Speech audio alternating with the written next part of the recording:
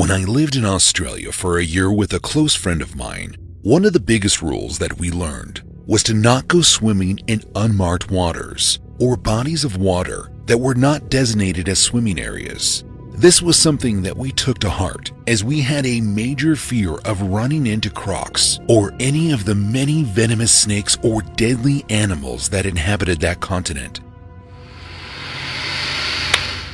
That being said, this never stopped us from hopping into a dinghy and going on a fishing trip on the river. More often than not, we chose to go on a local river that we had fished a few times during our period when we lived there. However, this one day, we decided to go for a bit of a drive to a spot where we were told that there was some good-sized bass to be fished.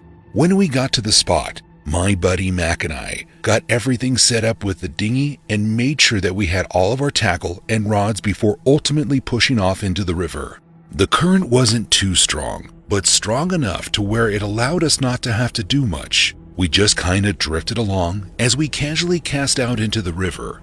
We didn't get many bites for a while, but believe me when I tell you that there is nothing more relaxing than floating down a river underneath the sun in Australia. After a little while though, we did end up getting our first bite, and in no time, Mac was reeling in our first catch of the day. It was a relatively small barramundi, so we ended up throwing it back in the water to grow some more. As we floated on, one of the hardest things to ignore was all of the eyes that were on us every now and again. In the boat we were safe, but had we gone into the water, we would have been surrounded by countless crocs, most of which would have seen us long before we saw them. We didn't let this ruin our trip and just continued drifting slowly downstream with our lines in the water. I remember there was one particularly large crocodile that almost looked like it was getting ready to follow us or even go after our lines. But after it disappeared underneath the surface of the water, we just told ourselves that it had moved along and gone about its own business. After floating for about an hour and a half, the two of us figured it would be a good time to have some lunch. So we reeled in our lines and pulled out the cooler, which had a couple of sandwiches in it and some water for us to drink. We took a couple minutes to enjoy our meal and really take in the sights around us before we were startled by a sound that we weren't expecting. From behind us in the water, we began to hear this splashing sound, and when we looked, we could see a large croc thrashing around the water with something hanging out of its mouth. It looked like a fish to me, but we couldn't get a good enough look to be certain. Mac and I both stood up and watched as this massive beast continued to thrash around in the water for a minute. We both found ourselves wondering if it was that large one that we had seen earlier that we had thought it disappeared. Had it still been following our boat? We didn't have much time to think about it either, as foolishly neither of us was paying attention to the front of the boat, and before we could look away from the attack that was going on behind us, the front of our boat knocked a rock and our dinghy bounced up and down. I lost my balance and got tossed right into the water. As soon as I went under, I knew that I was in a bad situation, especially when I resurfaced and noticed that thrashing behind me had stopped. I knew right then that the croc had shifted its attention to me.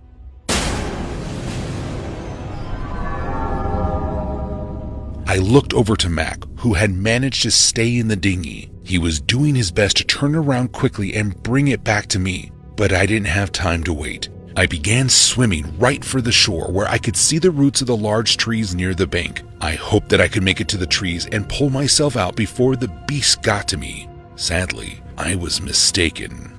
I had only managed to swim about 4 yards before I felt an immense amount of pressure come bearing down on my left calf. I was pulled underneath the water where I began to be spun and tossed around by a massive crocodile. I could hardly see anything through the dirt and bubbles in the water, and I'm still unsure why, but after a second I felt the jaws of the beast release from my leg. I didn't waste any time making my way back up to the surface of the water. Luckily, Mac had managed to get back to me by the time I reached the surface. I felt his arm grab me and pull me out of the water and into the dinghy. As soon as I was in the boat, he proceeded to speed us out of the area and tossed me a phone to call for help as we made our way back to a dock where I could receive assistance. At the end of the day, I was lucky and only needed a handful of stitches on both sides of my leg.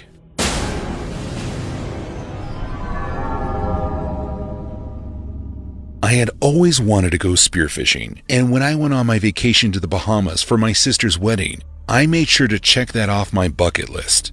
The Bahamas were like nothing I'd ever seen before, not having left my home state of New York in my entire life. The water was a crystal blue, just like in all the movies and commercials that you see on TV, and the amount of beautiful looking fish that you could see right from the surface was amazing. On my first day there, my family and I spent most of our time in the water at the beach, while my sister and her fiance made sure the venue and wedding were all set up. The next day, we had the rehearsal, which was supposed to be followed by the wedding on the next night of the third day. However, there was a slight change of plans after my sister's fiance decided that he wanted to go out spearfishing with me on the trip that I booked.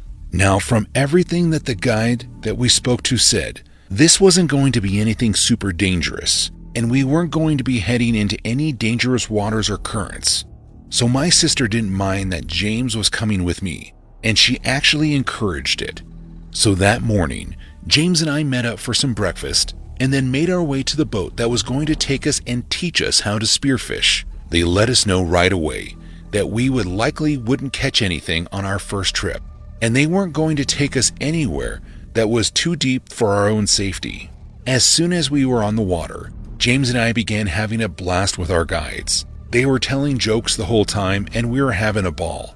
And in no time, we were at the reef where we were going to be getting into the water. Our guide went over the gear that we would be using and told us the proper and safest way to carry, swim with, and fire our spear. The main thing was not to point or fire it in any direction that had any other divers. I felt like we wasted no time getting into the water, which was the perfect temperature.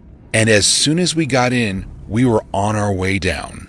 I can't quite describe how peaceful it is underneath the surface of the water and how quiet it is. But even though I had a small group of swimmers around me who were all on the same mission as me, I somehow felt as if I were alone in the water, just me and the fish. That's how easy it is to get lost and lose focus on everyone around you when you're underneath the water. As I was swimming along, I saw a few fish that looked like they would make easy targets. So I lined up my spear, and after a second, I took a shot. And I missed, by a lot. I learned the hard way how difficult it was to spearfish properly that day, and it seemed as though James was having the same issue. That was until I heard him exclaim excitedly. I turned and could see the bubbles pouring out of his mouth as he screamed, and as I followed the line that he hooked with his spear gun, I found the spear, and sure enough, it was a clean hit. James began dragging the fish in toward him, and then signaled for us to go upward, so I began to ascend. I was a bit ahead of James, and as soon as I broke the surface of the water, I could hear one of our guides on the boat yelling, "Shark! Shark!" I began to panic. I looked down into the water, and at first, I saw nothing. Then I looked over to James, who was still making his way up to me, and sure enough, about 3 yards behind him was one of the largest animals I had ever seen. And James had no idea. I began waving my hands to warn him, and he knew that something was wrong right away. He slowed down a bit and began to turn, not knowing that he was about to face a beast that he was in no way prepared for. It's unclear if the shark had meant to go for James, or was just trying to get an easy snack from the fish that he had caught. But as James turned to face it, all he saw were rows of teeth as the shark began to rip through his right arm, which was carrying the fish. Blood began to fill the water, and out of the red cloud, I saw the shark swimming away. And shortly after, James shot his way to the surface, where one of the guides was waiting to pull him to the boat. We made it back to the shore, and James was rushed to the hospital, where it was determined that too much damage had been done to his forearm and that they would have to amputate up to just beneath the elbow on his right arm. It was determined that it was more likely a tiger shark that attacked him that day. My sister's wedding was postponed, but at the end of the day, we were all just thankful that James made it out of the water alive. It was toward the end of the summer in 2002 when I was on a hike with my younger son that I would never forget. He was about 7 years old at the time, and his mother was visiting her sister in Florida, so it had just been the two of us enjoying the house for the weekend, and my son was having a blast. We watched a few movies and played Nerf darts all through the house. I bought him some pizza and McDonald's for food. It was one of the best times of my life, and one day I suggested that we go on a hike, and he loved that idea. He loved going on adventures with me. So sure enough, we made our way to the local trail, and after parking the car, we began walking down the stone trail. This particular trail was perfect because it was about 2 miles long, and it ended at a small waterfall, which was where we would turn around and then head back to the car. We had been walking for about 45 minutes, and my son was having a blast looking at all the trees and the small squirrels that were running around. I was also enjoying the fresh air, but for some reason, I was beginning to get a strange feeling in my gut that was telling me that maybe we should turn around. I brushed it off as nothing though, and my son and I continued walking. It wasn't until we rounded the corner up ahead of us that I realized that I should have listened to my gut. As we rounded the bend, I was stopped dead in my tracks, and I had to stop my son from getting too excited. Sitting directly on the trail in front of us was an adolescent mountain lion cub. And while that might sound adorable, and it was understandably why my son was excited, it was also a very terrifying moment, as I knew the mother wasn't too far away. And to make things even scarier, I had no idea where she would be coming from, but I knew that she would spot me first. I grabbed my son and pulled him in close to me, and right before I could tell him to begin walking back down the trail slowly, we heard the low growl that I had feared so much coming from the bushes alongside of the trail. My heart raced, and I made sure to stand as tall but still as possible as a full-grown mountain lion jumped out from the bushes and stood between us and the cub. She was hissing and growling, and periodically would stomp her front 2 paws forward on the ground as if she was telling me to back off.